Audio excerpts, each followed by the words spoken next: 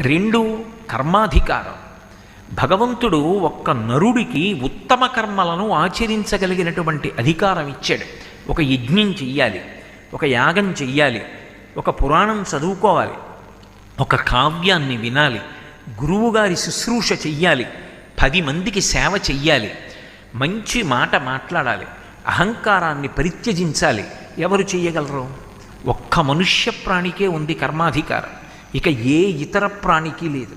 కర్మ చెయ్యగలిగినటువంటి అధికారం ఉన్నవాడు మనుష్యులొక్కడే. 3, బుద్ధిని పరమేశ్వరుడిచ్చింది నరుడికొక్కడికే ఇచ్చాడు. మనస్సు సంకల్ప వికల్ప సంఘాతం.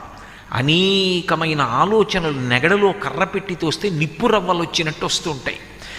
వచ్చిన వాటిల్లో నువ్వు ఇది చెయ్యి అని మంచి వైపుకు నడిపించి వివేకంతో నిర్ణయం చేసేది బుద్ధి. అటువంటి బుద్ధి సక్రమ